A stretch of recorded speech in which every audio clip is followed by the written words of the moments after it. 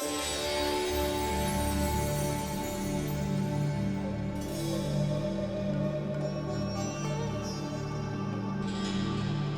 Hi guys, நான் உங்கள் தண்டபாணி. சென்னைக்கு டெஸ்னி ஆஃப் சோல்ஸ்லேருந்து ஒரு சுவாரஸ்யமான செய்தி பார்க்க போகிறோம். ஒரு புது தலைப்பு ஒன்று ஆரம்பிக்க போகிறோம். இந்த தலைப்பை முழுசாக கேளுங்க. இந்த வீடியோ முடியறதுல ஒரு முக்கியமான ஒரு செய்தியும் நான் சொல்ல போகிறேன். Right fine. ஸோ புக்கினுடைய ஆத்தர் டாக்டர் மைக்கேல் நியூட்டன் அவர் என்ன சொல்கிறாருன்னா, நம்ம இந்த பூமிக்கு வர்றது அப்படிங்கிறதே ஒரே ஒரு நோக்கம் தான். நம்மளுடைய ஆன்ம முன்னேற்றம் அப்படிங்கிறது அடைவதற்காகத்தான் இந்த பூமிக்கு வர. இதை தவிர்த்து வேறு எந்த ஒரு வேலையுமே நமக்கு எள்ளளவும் கிடையாது. இந்த ஒரு வேலையை தவிர நமக்கு வேறு எந்த வேலையுமே கிடையாது. இந்த ஆன்ம முன்னேற்றம் இல்லை எதை நோக்கி இந்த ஆன்மா பயணிக்குது, நமக்கு மேலே ஒருத்தர் இருக்காங்க அப்படிங்கக்கூடிய அந்த ஒரு செய்தியெல்லாம் பார்க்கும்பொழுது, இந்த பாஸ்ட் லைஃப் ரிக்ரெஷனில் எல்லாத்தையும் உட்கார வைக்கிறாங்க பாருங்கள். இந்த அட்வான்ஸ்டு சோல்ஸ் எல்லாம் வரும்பொழுது பார்த்தோம்னா, அவங்க கற்கால மனித காலத்திலிருந்து சொல்லப்போனால் அந்த ஐசேஜிலிருந்தே மனிதர்கள் அந்த பிறந்திருந்தவங்கலாம் இன்றைக்கி அவங்க ஒரு அட்வான்ஸ்டு சோலாக அவங்க இருப்பாங்க. அப்போ இந்த வகையில் அவங்கள இந்த மாதிரி பாஸ்ட் லைஃப் ரிக்ரெஷனுக்கு உட்படுத்தி பார்க்கும்பொழுது, அந்த எந்த விதமான விஷயமுமே தெரியாத, எந்த விதமான ஒரு அறிவினுடைய முதிர்ச்சி இல்லாத ஒரு காலத்திலேயே மனிதன் என்னமோ ஒன்று தனக்கு மேலே என்னமோ இருக்குது அப்படின்னு சொல்லக்கூடிய ஒரு எண்ணம் அப்படிங்கிறது அவனுக்கு இருந்துக்கிட்டு தான் இருந்திருக்கு. சரிங்களா? அதுக்கு மேலே அதிகப்படியான ஒரு ஒரு ஈடுபாடு அப்படிங்கிறத அவன் கொடுக்கல அப்படின்னாலும் கூட, தனக்கு அப்பாற்பட்டு இருக்கக்கூடிய ஏதோ ஒரு விஷயம் இருக்குதுன்னு சொல்லக்கூடியது கற்கால மனிதனிலிருந்து இருக்கக்கூடிய ஒரு விஷயமாக தான் இருக்குது. அதெல்லாம் இந்த பாஸ்ட் லைஃப் ரிக்ரெஷனில் உட்கார வச்சு பார்க்கும்போது தான் நமக்கு தெரியுது. அப்போது நம்மளுடைய வாழ்வு அப்படின்னு சொல்லக்கூடியது நம்ம இன்றைக்கி இந்த உடல், நமக்கு இந்த வெளியே இருக்கக்கூடிய விஷயங்கள் அப்படின்னு தான் நினச்சிக்கிட்டு இருக்கோம். உண்மையாலுமே அது கிடையாது. நம்மளுடைய வாழ்வியல் அப்படின்னு சொல்லக்கூடியது நமக்கு உட்புறமாக தேடி பார்த்து நம்மளுடைய ஆன்மா அப்படிங்கிறது என்னன்னு தெரிஞ்சு பார்க்கும் பொழுது, இந்த உலகம் அப்படிங்கிறது வெறும் ஒரு நாடகம் அடங்கி சும்மா ஒரு டெம்பரரியாக வந்துட்டு போகிறதா, இதற்கு அப்பாற்பட்டு ஏகப்பட்ட விஷயம் இருக்குது அப்படிங்கிறது நமக்கு அந்த ஒரு சூழ்நிலை அப்படிங்கிறதுலாம் நமக்கு தெரியுது.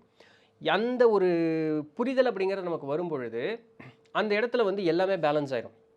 உங்களுக்கு அந்த இடத்துல நெகட்டிவிட்டி அப்படின்னு சொல்லக்கூடிய இந்த துக்கம், வருத்தம், இந்த மாதிரி பொறாமை, கோபம் அதெல்லாம் எதுவுமே இருக்காது. சொல்லப்போனால் அந்த இடத்துல சுகம் அப்படின்னு சொல்லக்கூடிய அந்த ஹையர் ஃபீலிங்ஸும் இருக்காது. நீங்கள் அதற்கும் அப்பாற்பட்டு போயிடுவீங்க. ஒரே சமநிலையோடு இருக்கக்கூடிய ஒரு தன்மை அப்படிங்கிறது வாய்க்கப்பெறும். எல்லாருக்குமே அது தேவையில்லை, எல்லாருக்குமே அது போகிறதும் இல்லை. நான் இங்கே இருக்கேன்ல, இப்போ இருக்கிற ஒரு நிகழ்வு அப்படிங்கிறது எனக்கு சுகமாக இருக்கணும்ல அப்படின்னு கேட்டால், முந்தைய சமுதாயங்கள் அந்த மாதிரி எல்லாம் வாழ்ந்துருந்துருக்காங்க. இப்போ ஆங்கிலேயர்கள் சொல்லப்படி பார்த்தோம்னா, நம்மளுடைய இந்த ஷாங்க்ரிலா அப்படிம்பாங்க, இல்லாட்டி அட்லாண்டிஸ் அப்படிம்பாங்க. நம்மளுடைய ஆட்கள் குமரிக்கண்டம் அப்படின்னு சொல்லுவாங்க. ஸோ அட்லாண்டிஸும் குமரிக்கண்டம் ஒன்று தான் அப்படிங்கிற ஒரு கூற்றும் இருக்குது. பட் எனவே அது இருக்கட்டும். அப்போ இந்த மாதிரி விஷயங்கள் அப்போ அந்த காலகட்டங்களில் வாழ்ந்த மனிதர்கள் பார்த்திங்கன்னா யூட்டோப்பியா அப்படின்னு சொல்லுவாங்க. அதாவது அனைவருக்கும் அனைத்துமே கிடைக்கும். அதாவது நான் ஒரு 100 ரூபா வச்சுருக்கேன், இன்னொருத்தங்க 100 ரூபா இருக்கணும்னு அவசியம் கிடையாது. அவனுடைய தேவை என்னமோ அந்த தேவைக்கு உண்டானது கிடைக்கும். எல்லாருமே இந்த அன்பு, பாசம், பரிவு, நன்றி உணர்வு, தாயுள்ளம், இந்த ஒரு மனோநிலையிலே அந்த எல்லாருமே அந்த ஹையர் லெவல் எமோஷன் லெவல்லே தான் அவர்கள் இருப்பாங்களே தவிர, அந்த லோவர் எமோஷன் லெவல் அவர்கள்ட்ட இருக்கவே இருக்காது. தன்கிட்ட என்ன இருக்கோ இருக்கிறத வச்சு அவர்கள் மகிழ்ச்சியாகவும் சுகமாகவும் இருப்பாங்க. இந்த ஒரு காரணத்தினால அவர்களுடைய ஆன்ம முன்னேற்றம் அப்படிங்கிறது ரொம்ப அதிகமாக நடந்தது. அதனால தான் எல்லா நேரத்துலையுமே நம்மளுடைய மூதாதையர்கள் சொன்னாங்களேன்னு ஒரு குறிப்பு காட்ட வேண்டிய ஒரு சூழ்நிலையில் நம்ம இருக்கோம். தவிர அந்த முன் சொன்ன நூட்கள் எல்லாமே நம்மளுடைய ஆன்ம முன்னேற்றத்தை நோக்கி மட்டுமே இருக்குமே அன்று மற்றபடி பெருசாக ஒன்றும் இந்த உலக வாழ்க்கையோடு நீ எப்படி ஈந்து வாழ்கிறதுக்கு அப்படிங்கிறது பெருசாக ஒன்றும் இருக்காது. இந்த உலக வாழ்க்கையில் ஈந்து வாழ்கிறதுக்கு ஏற்றார் போல் இப்படியெல்லாம் சமுதாயங்கள் இருந்ததுன்னு சொல்லியிருப்பாங்க. பட் அந்த எண்டு பார்ட் என்ன அப்படிங்கிறதுக்கு தான் அதிகமான ஃபோக்கஸ் இருக்கும். நீங்கள் பூமிக்கு எதுக்கு வந்த அப்படிங்கிறதுக்கு உண்டான ஃபோக்கஸ் தான் அதிகமாக இருக்கும். அப்போது முழுக்க இந்த பூமிக்கு வருவதனுடைய ஒரே நோக்கம் என்ன அப்படின்னு சொன்னால், தான் யார் அப்படிங்கிறத உணர்ந்து, இந்த உடல் இல்லை நான் அப்படிங்கிறத உணர்ந்து, இந்த ஆன்மா தான் அப்படிங்கிறத உணர்ந்து, இந்த ஆன்ம முன்னேற்றம் அப்படிங்கிறத அடைவது தான் இந்த முக்கியமான ஒரு நோக்கமாக இந்த மனிதனுடைய பிறப்பு அப்படிங்கிறது இருந்துக்கிட்டே இருக்குது. இதற்கு ஏதுவாக இப்போ நான் என்னை தெரிஞ்சுக்கணும் இல்லையா, நான் தான் அப்படின்னு தெரிஞ்சுக்கணும் இல்லையா, இது எப்படி தெரிஞ்சுக்கிறது, எனக்கு இப்போ தெரியல, நான் இப்போ தெரிஞ்சுக்கணும். அதற்காக தான் பார்க்கும்போது நமக்கு இப்போ பாஸ்ட் லைஃப் ரெக்ரெஷன் மாதிரி இந்த ஹிப்னோசிஸ் யூஸ் ஆகுது, மெடிடேஷன் இருக்குது, ப்ரேயர் இருக்குது, நம்ம வழிபாடு பண்ணுறோம் அது இருக்குது, சேனலிங் இருக்குது, yoga, imagination, dreams, mental state, இந்த மாதிரி ஏகப்பட்ட விஷயங்கள் இருக்குது. 2400 வருஷத்துக்கு முன்னாடி பிளேட்டோ, அதாவது கிரேக்க அறிஞரான பிளேட்டோ சொல்கிறாரு பாருங்கள், இந்த ரீஇன்கார்னேஷன் மறுபிறப்பு அப்படிங்கிறக்கூடிய அந்த விஷயத்தை பற்றி அவர் சொல்கிறாரு பாருங்கள். பிறப்பு அப்படிங்கிற எடுத்துகிட்டு வரும்பொழுது நம்ம லீத்தே அப்படின்னு சொல்லக்கூடிய ஒரு நதியை தாண்டி போவோம். அந்த நதி என்ன பண்ணுமா, நமக்கு மறதி அப்படிங்கிறது ஒன்று கொடுக்குமா. இப்போ நம்ம அந்த நதியை தாண்டி வர்றதுங்கிறது அந்த ஆன்மூலத்துலேருந்து அந்த டனல் வரி அப்படி வர்ற மாதிரி இருக்கும், அந்த வெள்ளை ஒளியில் அப்படி கீழே வர மாதிரி இருக்கும்னு சொல்கிறோம் பார்த்தீங்களா. அதுலேருந்து இப்படி கீழே இறங்கி வரும்போது நமக்கு அந்த அம்னீஷியா, நம்ம யார் என்ன அப்படிங்கிறத மறந்துடுவோம். இந்த உலக விஷயத்தோடவே நம்ம ஏந்து அப்படி இருப்போம். இங்கே இருந்தாலும் கூட தான் யார் அப்படின்னு சொல்லக்கூடிய எல்லா நினைவுகளுமே நமக்குள்ளே தான் இருக்கும். ஜஸ்ட் அதை நம்ம ஞாபகப்படுத்தி பார்க்கறதுக்கு உண்டான வாய்ப்புகள் நம்ம ஏற்படுத்திக்கணும். அதுதான் முன்னாடி பார்த்த இது எல்லாமே. தியானம், வழிபாடு இந்த மாதிரி நிறைய விஷயங்கள் பார்த்தோம் பார்த்தீங்களா? இது எல்லாமே நான் யார் அப்படிங்கிறத வந்து உணர்ந்து பார்க்கறதுக்கும், ஞாபகப்படுத்தி பார்க்கறதுக்கும் பெரிய ஒரு வாய்ப்பாக அமையும்.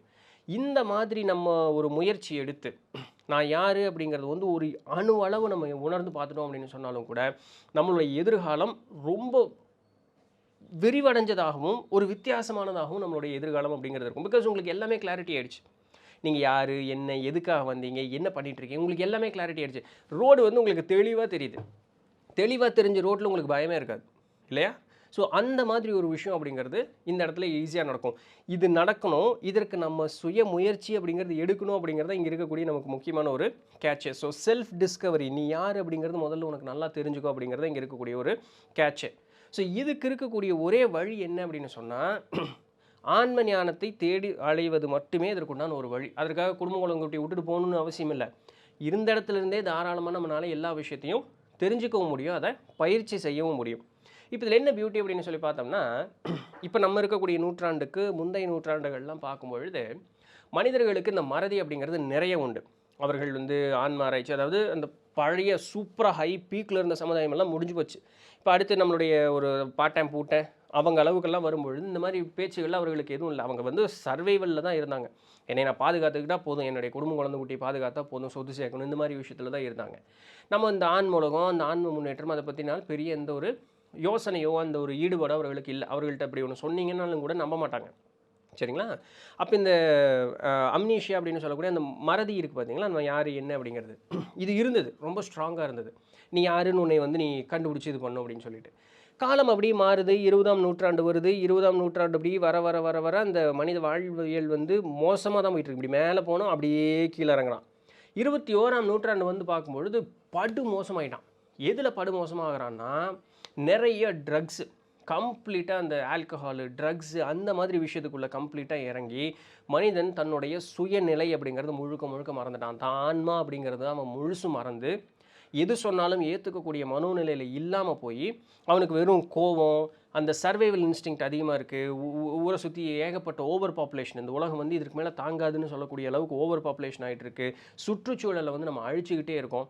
ஸோ அடுத்து என்ன நடக்கும் அப்படிங்கிறது யோசனையே இல்லாமல் எனக்கு இன்னைக்கு இப்போ இது வேணுங்கிற அந்த ஒரு மனோநிலை அப்படிங்கிறது மனுஷனுக்கு வந்துகிட்டே இருக்குது.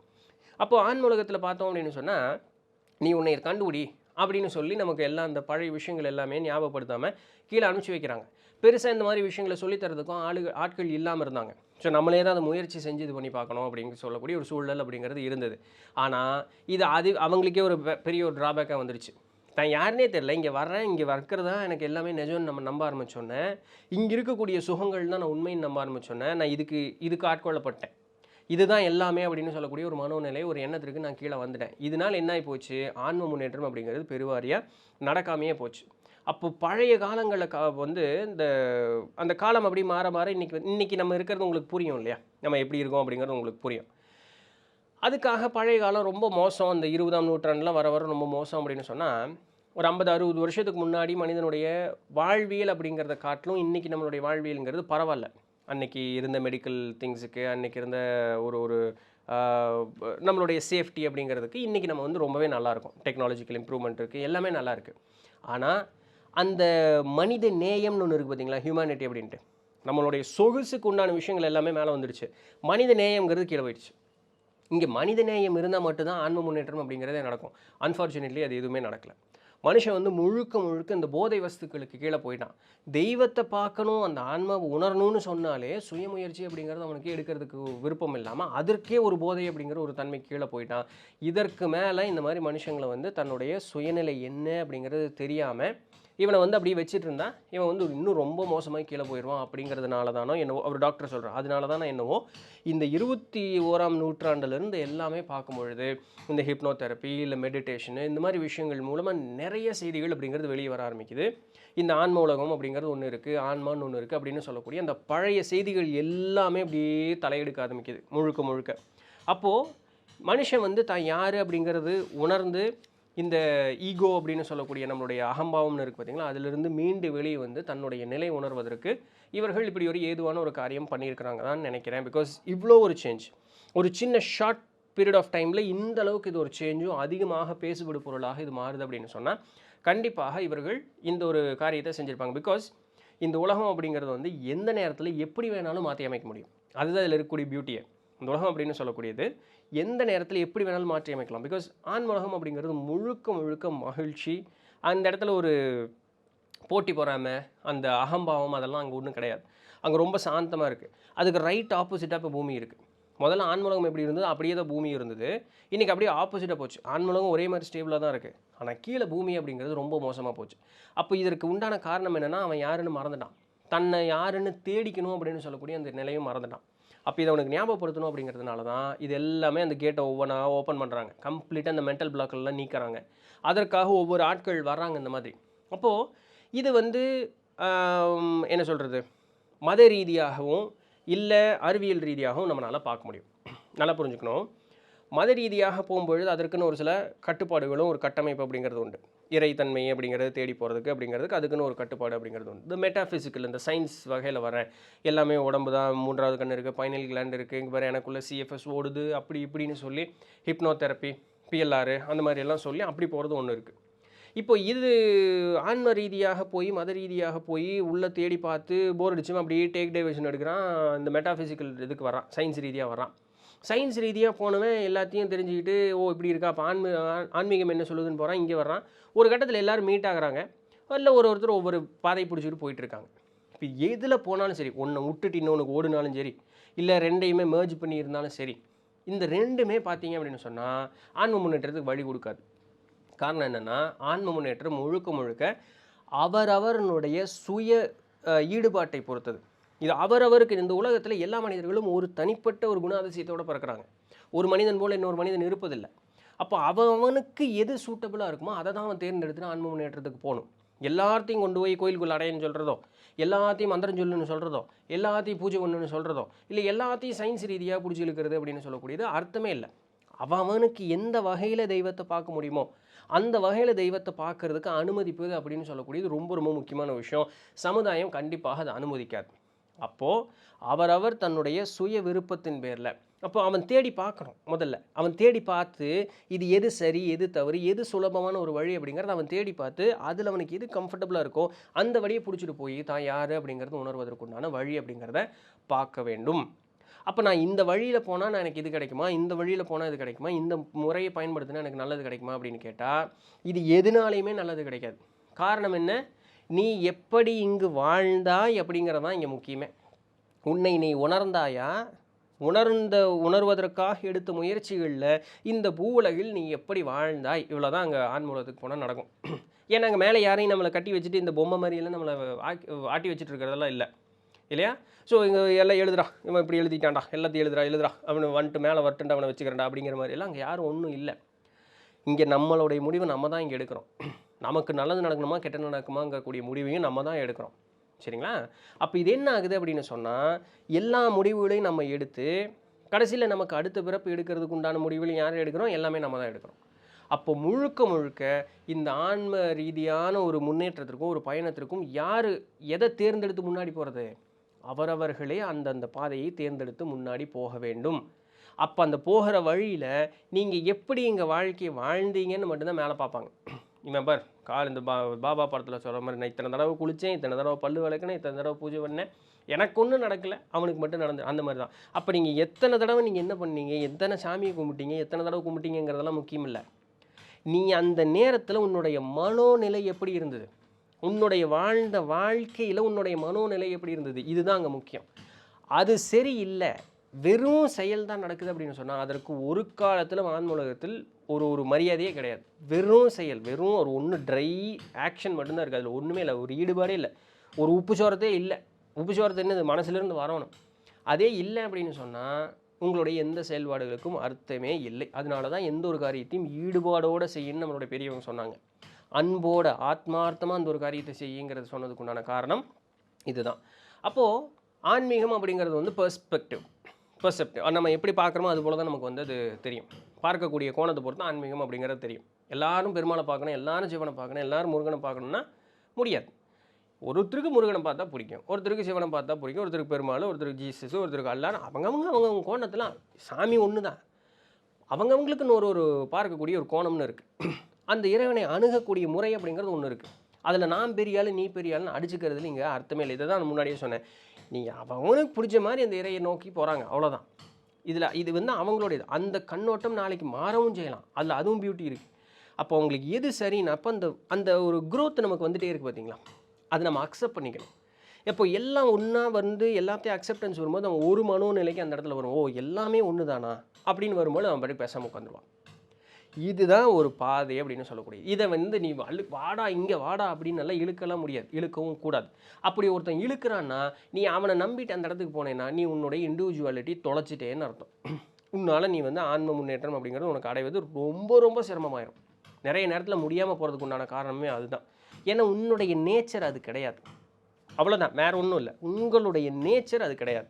அவன் நீங்கள் பின்பற்றக்கூடிய ஒரு வழி உங்களுக்கு உறுத்திட்டே இருக்கும்.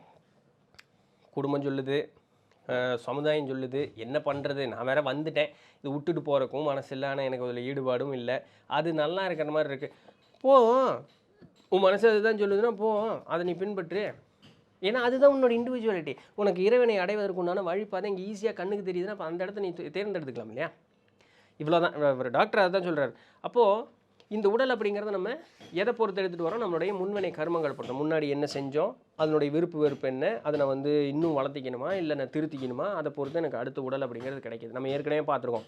சும்மா அப்படி ரேண்டமாக பிடிச்சி போட நீ சேர்த்து அடிச்சு போட இந்த உடம்பு தான் உனக்கு நல்லா அவங்க அனுப்புறது கிடையாது. எல்லாம் அந்த முன்வினை கர்மமும் நம்முடைய விருப்பு வெறுப்பு வளர்ச்சி அதை எல்லாத்தையும் முடிவு செஞ்சு தான் நமக்கு ஒரு சில உடல்களை வந்து நமக்கு ஒரு ஒரு சாய்ஸாக கொடுக்குறாங்க. அதிலிருந்து நம்ம வாங்கிட்டு வரணும். ரொம்ப டீட்டெயிலாக முன்னாடியெல்லாம் பார்த்துருக்கோம். அப்போது எல்லா நேரத்துலையுமே நம்ம இங்கே வந்து ஆன்மூலகத்தில் இருக்கிறதுலேருந்து கீழே பூவுலகுக்கு வந்ததுக்கு அப்புறமும் கூட திருப்பி மேலே போய் மறுக்க இந்த சுழற்சி நடந்துக்கிட்டே இருக்கிற வரைக்கும் எல்லா நேரத்துலையும் நம்மளை பார்த்துக்கிட்டே தான் இருக்காங்க, பாதுகாத்துக்கிட்டே தான் இருக்காங்க. ஏன்னா இந்த ஸ்பிரிச்சுவல் கைடு அப்படின்னு சொல்லக்கூடியவங்க எல்லா மனிதர்களுக்கும் லிட்டரலாக எல்லாத்துக்குமே ஸ்பிரிச்சுவல் கைடு அப்படிங்கிறவங்க இருக்காங்க. அப்போ அந்த கைடு என்ன பண்ணுறாங்க, நம்மளுடைய வளர்ச்சியும் நம்மளுடைய விஷயங்களையும் எல்லாத்தையும் தொடர்ந்து பார்த்துக்கிட்டே தான் இருக்காங்க. நமக்கு ஏதாவது ஒரு உதவி, இப்போது எனக்கு பென்ஸ் வாங்கணுன்னா ஸ்பிரிச்சுவல் கைடு வந்து பென்ஸ் வாங்கி கொடுத்துட்டுலாம் போக மாட்டார். நல்லா புரிஞ்சுக்கணும். பென்ஸ் வாங்கி கொடுத்துட்டுலாம் போக மாட்டார். உங்களுடைய ஸ்பிரிச்சுவல் கைடு நீங்கள் வந்து சிவனோ பெருமாளோ முருகனோ வச்சுங்க, பெருமாளோ முருகனோ சிவனோ வந்தால் பென்ஸ் வாங்கி கொடுத்துட்டு போகிறாங்க இல்லை. அவங்க என்ன பண்ணுறாங்க, அதற்கு ஏதுவான வாய்ப்புகளை நமக்கு ஏற்படுத்தி கொடுப்பாங்க. நம்ம தான் அதை பிடிச்சிக்கணும். அவங்க வந்து எனக்கு அதை வாங்கி கொடுத்துட்டு மகனே உட்கார்ற நானே வேணாலும் ட்ரைவ் பண்ணிட்டு போகிறேன்னு சொல்லுவாங்க. எல்லாருக்கும் அர்ஜுனர் மாதிரி வாய்ப்பு கிடைக்கிறது இல்லைங்க. அர்ஜுனரே கடைசியில் என்னாச்சு அப்படிங்கிறது உங்களுக்கு கதை படித்தா புரியும். அப்போது அந்த வாய்ப்புகளை நம்மளுடைய உயர்நிலை ஆன்மாக்கள் ஏற்படுத்தி கொடுப்பாங்க. நம்ம தான் அதை பிடிச்சிக்கணும். தவறவும் விடலாம், அது நம்ம கையில் தான் இருக்குது. அதுக்கெல்லாம் அவங்க வந்து முன்னாடி வந்து நிற்க மாட்டாங்க. ஆனால் மேலே போனால் குறையும் சொல்ல மாட்டாங்க. ஏன்டா நான் தான் கொடுத்தனேன், முட்டா பையிலாட்டு இப்படி விட்டுட்டு வந்தேன்லாம் கேட்க மாட்டாங்க. பரவாயில்ல, இப்படி நடந்து போச்சு, நீ இப்படி பண்ணியிருந்துருக்கலாமே, அடுத்த தடவை நம்ம சரி பண்ணிக்குவோம். ஏன்னா எத்தனை தடவை நம்ம இங்கே வந்து போயிருப்போனே நமக்கு தெரியாது, எத்தனை தடவை இன்னி மறுக்கா வரப்போகிறோன்னு நமக்கு தெரியாது. அந்த ஒரு சாந்தமான அமைதியான ஒரு மனோநிலை அப்படிங்கிறது வர வரைக்கும் நீங்கள் யார் அப்படிங்கிறது முழுமையாக இந்த உடலோடு இருக்கும் பொழுதே முழுமையாக உணர்ந்து அந்த இறைத்தன்மையோடு இருக்கக்கூடிய காலம் வரைக்கும் நம்ம திருப்ப திருப்ப திருப்ப திருப்ப இந்த இடத்திற்கு வந்து கொண்டே தான் இருப்போம். அதில் எந்த விதமான ஒரு மாற்று கருத்தும் இல்லை. இப்போ இதில் 2 வகையாக நம்மளுடைய வாழ்க்கையை வாழலாம். எப்படி அப்படின்னு சொன்னால், எல்லாம் முடிவு பண்ணது தானே, நடந்துட்டு போகுது அப்படின்னு சொல்லி விடலாம். ஒன்று, வர்றது தானே அப்படின்னு விட்டுறலாம். ஆனால் வரதாக இருந்தாலும் எனக்குன்னு ஒரு ஆர்வமாக இருக்குது, இது கண்ணுக்கு தெரியுது, இப்போ வேறு ஏதாவது ஒரு வாய்ப்பு இருக்குமா அப்படின்னு தேடி ஓடுறது. இந்த 2 வகையில் வாழலாம். இந்த 2 வகையில் நீங்கள் வாழ்ந்தாலும் சரி, எப்படி வாழ்கிறீர்கள் அப்படிங்கிறது ரொம்ப முக்கியம். இது ஒன்று. அடுத்து ஒன்று, எல்லாத்துக்குமே கடவுள் தான் ஏன் காரணம், எல்லாத்துக்குமே என்னுடைய முன்வினை கர்மம் தான் ஏன் காரணம் இப்படின்னு சொன்னோம்னா, நம்ம தான் வீட்டினுடைய ஓனரு, நம்மளே அந்த வீட்டை கண்டுக்காம விட்ட மாதிரி அந்த வீடு இடிஞ்சு தவுந்து போயிடும். அது அர்த்தமே இல்லாத ஒரு விஷயமாகி போயிடும் இல்லையா. அது ஒரு முட்டாள்தனமான ஒரு இது. அப்போது அந்த வீட்டுக்கு நம்ம ஓனர்னால் நம்ம தான் அந்த வீட்டை பார்த்துக்கணும். அந்த வீட்டை எப்படி மெயின்டைன் பண்ணி அதை கரெக்டாக கொண்டு வரது அப்படிங்கிறத பார்க்கணும். எல்லாத்துக்குமே எல்லாம் மேலே இருக்கவும் பார்த்துக்குவோம் அப்படின்னு சொன்னால் அது நடக்காது இல்லையா. ஸோ இப்போ எல்லா இடத்துலையும் எல்லா நேரங்கள்லையும் நம்மளுடைய முயற்சி அப்படிங்கிறது ரொம்ப ரொம்ப ரொம்ப முக்கியமான ஒரு விஷயம்.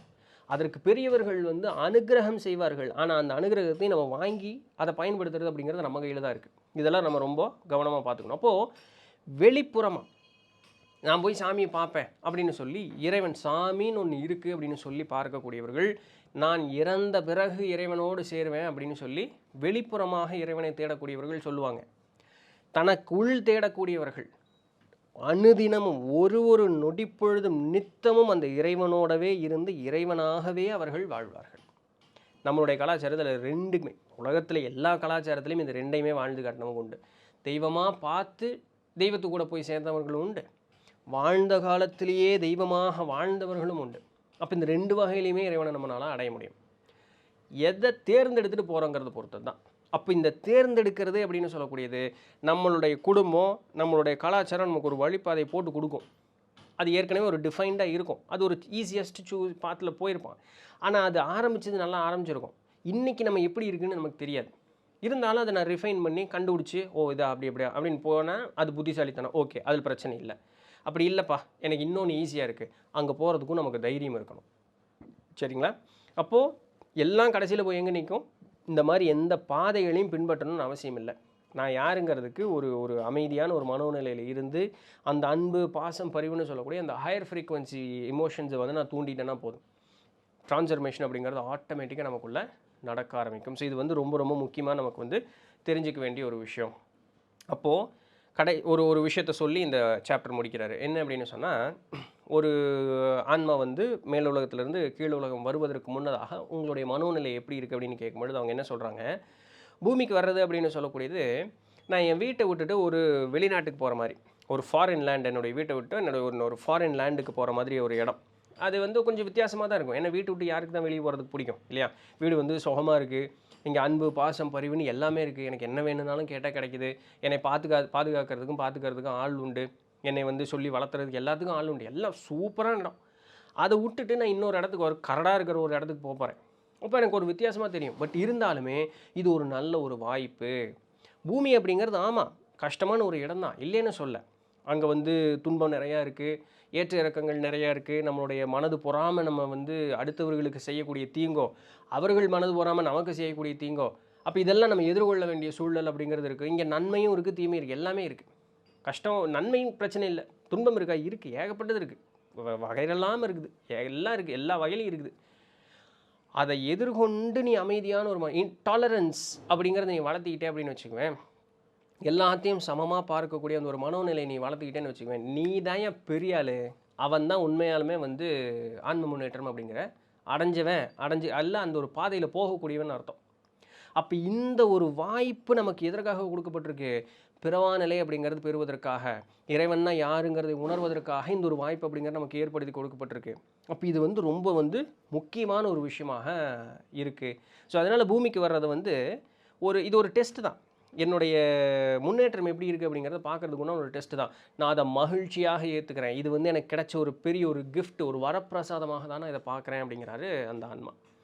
டாக்டர் ஒரு விஷயத்தை சொல்லி முடிக்கிறேன். இன்றைக்கி நிறைய இந்த மாதிரி ஆட்களில் உண்டு அப்படிங்கிறனாலையும் டாக்டர் என்ன சொல்கிறார், நானே ஒரு காலத்தில் அப்படி தான் இருந்தேன் அப்படிங்கிறார். நாத்திகவாதி, எதை எடுத்தாலும் மறுத்து பேசக்கூடிய ஆட்கள். எதை எடுத்தாலும் மறுத்து பேசினேன் அப்படின்னு சொன்னால் உன்னால் ஒரு காலத்திலும் ஒன்றையுமே கற்றுக்க முடியாது. எனக்கு தெரிஞ்சது இதுதான், ஓடு ஒரு கழிவாளத்தை அப்படின்னு சொன்னால் இப்படியே தான் ஓடிட்டு இருப்பேன். இங்கே இருக்கிற உனக்கு எதுவுமே கண்ணுக்கு தெரியாது. அப்போ அவர் சொல்கிறாரு, நானும் ஒரு காலத்தில் அப்படி தான் இருந்தேன், சரிங்களா, நானும் ஒரு காலத்தில் அந்த மாதிரி தான் இருந்தேன். ஆனால் நான் தொடர்ந்து படிக்க நிறைய விஷயங்களை தெரிஞ்சுக்கும் பொழுது தான் எனக்கு எப்படி ஆச்சு அப்படின்னு சொன்னால் என்னுடைய முன்னேற்றம் அப்படிங்கிறது வர ஆரம்பிச்சது.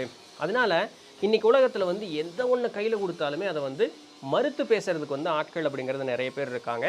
அந்த மாதிரி இருப்பதனால ஒரு முன்னேற்றமும் நமக்கு வரப்போகிறது இல்லை. அப்போ என்னோடய இத்தனை வருஷ பயணத்தில் இத்தனை விஷயங்கள் இருக்குங்கிறத தெரிஞ்சுக்கிறதுக்கு நான் மெடிடேஷன் பண்ணினேன், பாஸ்ட் லைஃப் ரிக்ரெஷன் பார்த்தேன். ஸோ இந்த மாதிரி விஷயங்கள்லாம் தெரிஞ்சுக்கும் பொழுது அதை ஏற்றுக்கிட்டேன். நான் அதை தொடர்ந்து ஆராய்ச்சி பண்ணி பார்த்தேன். அதற்கப்புறம் போய் பார்க்கும்பொழுது தான் இதெல்லாம் உண்மை அப்படிங்கிறது எனக்கு தெரிய வந்தது. அப்போ அந்த வாய்ப்பை நான் கிடச்சிது, அதை நான் பயன்படுத்திக்கிட்டேன். அதை பயன்படுத்தாமையே அப்படி குதிரை கடிவாளம் கட்டினாப்லேயே இது இல்லை, இது பொய்ன்னு அப்படியே சுற்றுறதுனால ஒரு பயணம் உனக்கு ஒரு முன்னேற்றமும் அந்த இடத்துல நடக்காது. நீ அப்படியே இருப்பேன், அவ்வளோதான். அதுக்கு மேலே ஒரு முன்னேற்றமும் உனக்கு நடக்காது. ஸோ இந்த ஒரு தவறையும் மனிதர்கள் செய்யக்கூடாது. இந்த காலகட்டங்களில் நிறைய பேர் இந்த தவறை செய்கிறாங்க, செய்யாதீங்க அப்படிங்கிறது மாதிரியும் சொல்கிறார். ஸோ இதோட இந்த பதிவு அப்படிங்கிறது வந்து முடியுது. இன்றைக்கி உண்டான வீடியோ தான். இதோட இன்றைக்கி என்ன இதுன்னா நம்மளுடைய டெஸ்டினி ஆஃப் சோல்ஸ், ஸோ இந்த புக்குமே வந்து முழுசாக முடியுது. ஸோ டிசம்பர் மாதத்தோட கம்ப்ளீட்டாக இந்த புக்கும் வந்து முடியுது. ஸோ டிசம்பர் மாதத்தோட 2 புக்கு நம்ம முடிச்சிருக்கோம். ஏன் அடுத்து என்ன வீடியோ கண்டினியூ பண்ணலாம் அப்படிங்கிறத நீங்கள் பார்த்து சொல்கிறதுக்கு முன்னாடியே எனக்கு தெரிஞ்ச ஒரு புக்கை ஆரம்பிச்சிருப்பேன்னு நினைக்கிறேன். சரி பார்ப்போம், உங்களுக்கு பிடிச்ச புக்கை ஆரம்பிப்போம் அப்படிங்கிறது நம்புகிறேன். ஸோ அடுத்த வேறு ஏதாவது ஒரு சுவாரஸ்யமான புத்தகத்தில் சந்திப்போம். அது வரையும் தொடர்ந்து நினைவுகள். நான் உங்கள் இடத்துல தண்டபாணி. நன்றி, வணக்கம். வெற்றிவேல் வெற்றிவேல் வெற்றிவேல்.